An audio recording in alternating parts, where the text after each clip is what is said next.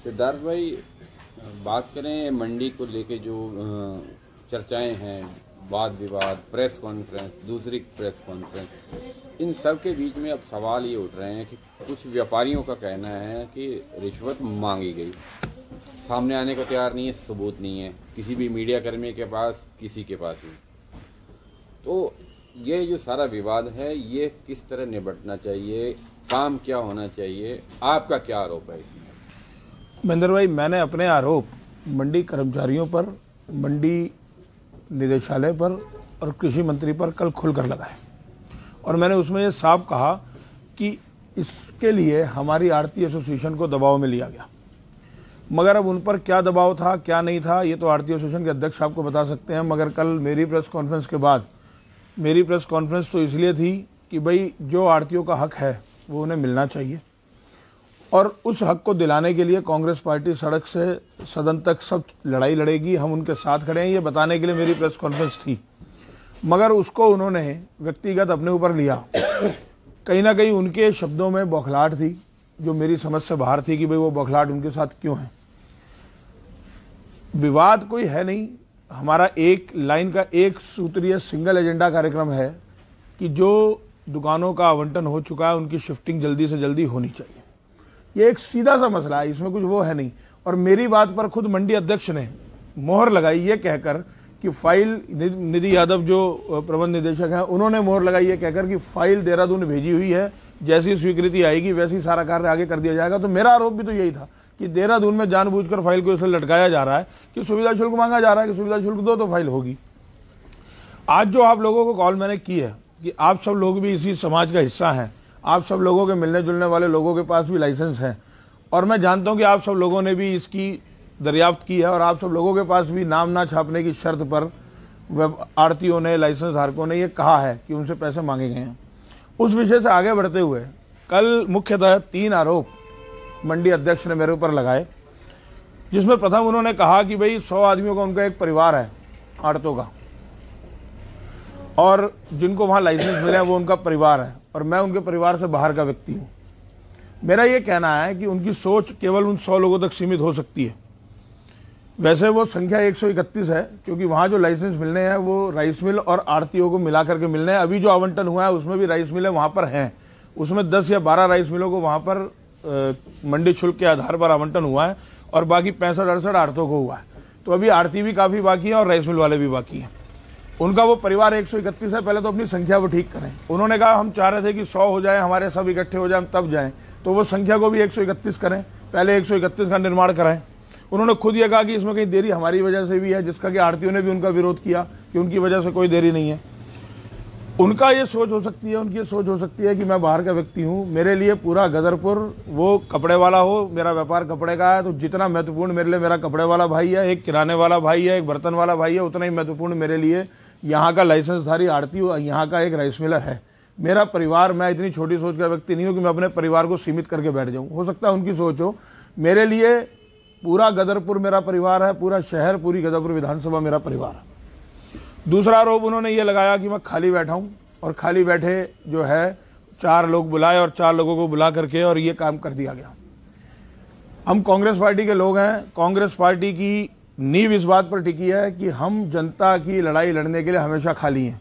यदि ये मुद्दा उठाने के लिए जिससे जनता त्रस्त है, हमारा कोई लाइसेंसधारी त्रस्त है, हमारा कोई दुकानदार त्रस्त है, हमारा कोई भी भाई त्रस्त है, वो मुद्दा उठाने के लिए मुझे खाली बैठना पड़ता है, मुझे खाली होना पड़ता है, तो मैं खाली बैठ के राजी हूं। मैं ईश्वर से प्रार्थना करूंगा कि मुझे जीवन भर, मेरी मृत्यु पर्यंत मुझे ऐसी खाली बैठाए जिससे कि लोगों के सुख दुख में मैं उनके काम आ सकूं। मुझे वो खाली बैठना मंजूर है।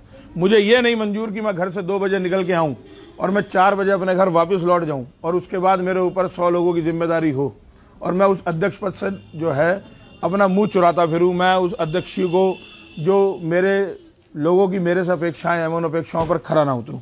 मैं लोगों की अपने जनता के सुख दुख में सहयोग करने के लिए जीवन पर्यंत ऐसे खाली बैठने को मंजूर हूं, यदि उन्हें ये खाली बैठना लगता तो।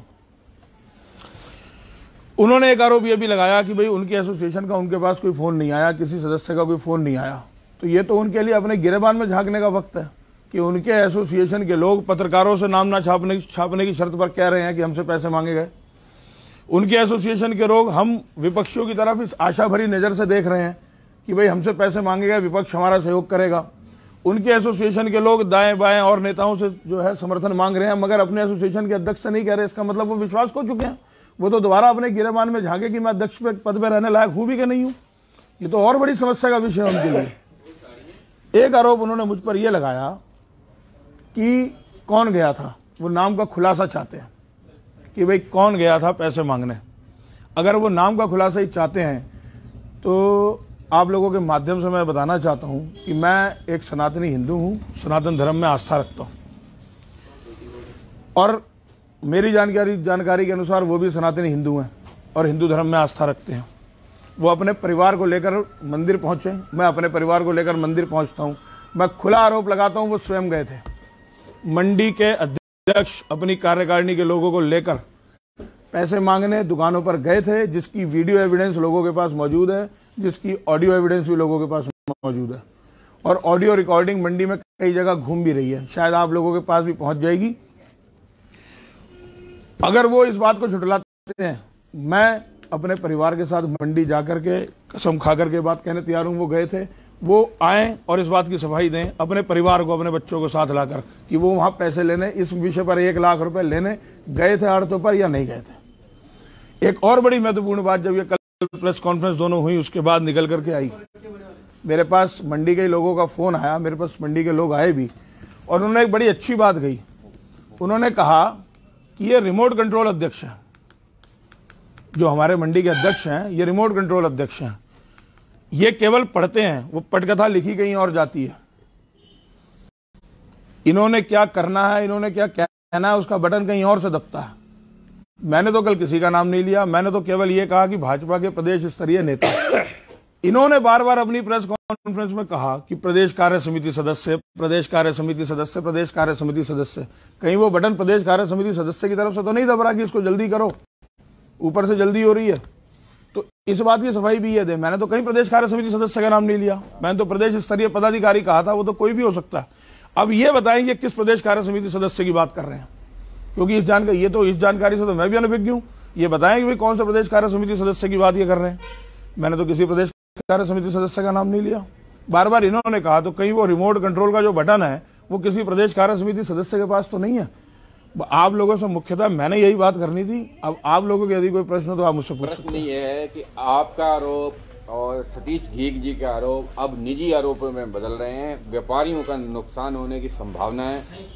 रिश्वत मांगी गई या नहीं मांगी गई, इसका कोई सबूत किसी के पास नहीं है। मैंने आपको क्या बताया? मैंने आपसे कहा कि सनातनी हिंदू हैं, हमारे लिए मंदिर से बड़ा कोई सबूत नहीं होता। सबसे पहला सबूत आपको ये दे रहा हूँ।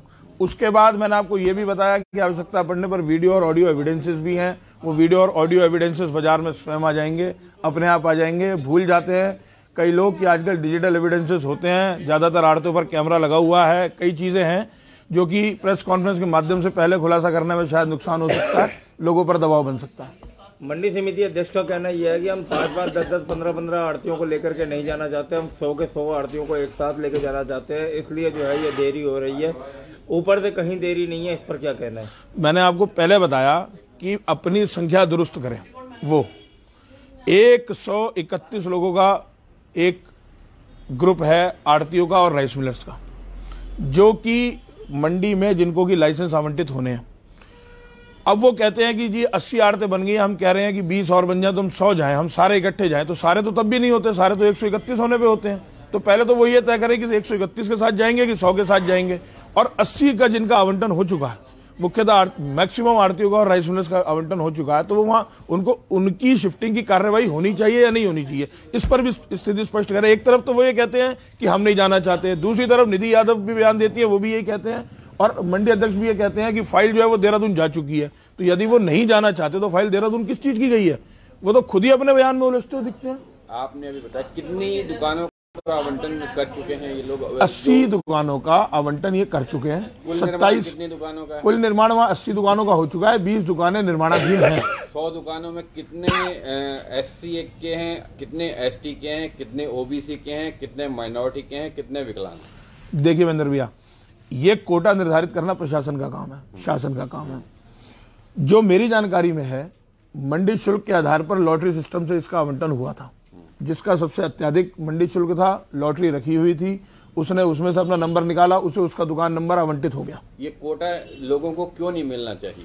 नहीं, अगर ये कोटा है तो कोटा लोगों को मिलना चाहिए। ये तो शासन, देखिए आवंटन जो भी होगा वो पारदर्शी तरीके से कराना शासन प्रशासन का काम है, वो विपक्ष का हमारा काम नहीं है, ना वो मंडी एसोसिएशन का काम है, वो शासन प्रशासन का काम है। और यदि इस तरीके की कोई उसमें कोई भी लॉ है या कोई भी उसकी ऐसी धारा है तो बिल्कुल मिलना चाहिए, हमको मना करते नहीं मिलना चाहिए। कांग्रेस की बात करें या भाजपा की, इन सरकारों की मंशा स्वयं सहायता समूहों को आगे बढ़ाने की रही है। मंडी में अगर किसी स्वयं सहायता समूह को दुकान मिलती है तो उनके व्यापार में भी बढ़ोतरी होती है, इनकम में वृद्धि होती है, महिलाओं की इनकम में वृद्धि होती है। क्या ये आवंटन नहीं होना चाहिए? जो आवंटन हुआ है वो सही हुआ या गलत हुआ? देखिए, आवंटन की प्रक्रिया पर सही और गलत का निर्णय जब तक मैं लॉ नहीं पढ़ूंगा तब तक मैं उस पर कोई टिप्पणी नहीं कर सकता, पहली बात। दूसरी बात, जो भी आवंटन हो वो सरकारी तरीके से, पारदर्शी तरीके से, जो भी उसका लॉ का निर्धारण है उस निर्धारण के हिसाब से होना चाहिए। जैसा आवंटन हुआ है वो कर्मचारियों की, अधिकारियों की देखरेख में हुआ, तो उस आवंटन पर तो मैं कोई उंगली नहीं उठाता। यदि उसमें एससी और ओबीसी कोटे के आवंटन होते हैं, मेरे ख्याल उसमें एक क्लॉज ये भी है कि उसका लाइसेंस जो है, पुराना लाइसेंस और मंडी शुल्क जमा या मंडी शुल्क उसका नाम होना चाहिए, तो तभी उसके नाम आवंटित वो दुकानें हो सकती हैं। यदि हो सकता है गदरपुर में इस तरीके का कोई वो ना आया हो केस, और यदि उसमें एससी, ओबीसी, विकलांग कोटा कोई ऐसा बनता है तो निश्चित रूप से उनका आवंटन होना चाहिए। क्यों नहीं होना चाहिए? उस मंडी में 27 एकड़ जगह में।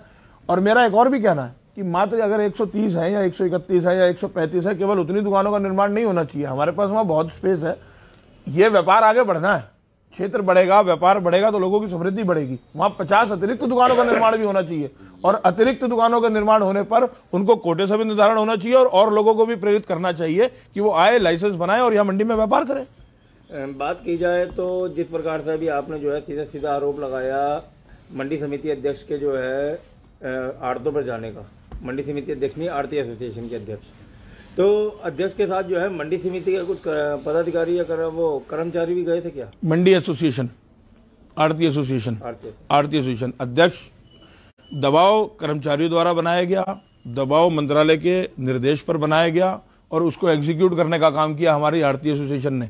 एसोसिएशन हम इसलिए बनाते हैं ताकि हमारे ऊपर अधिकारियों के दबाव से मुक्ति मिल सके, इसलिए नहीं कि हम अधिकारियों के दबाव में सहायक बनकर और हम अपने ही लोगों को काटना शुरू कर दें।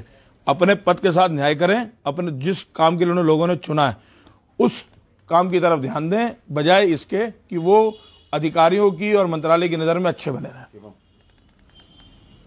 और कुछ? ठीक है, धन्यवाद आपका।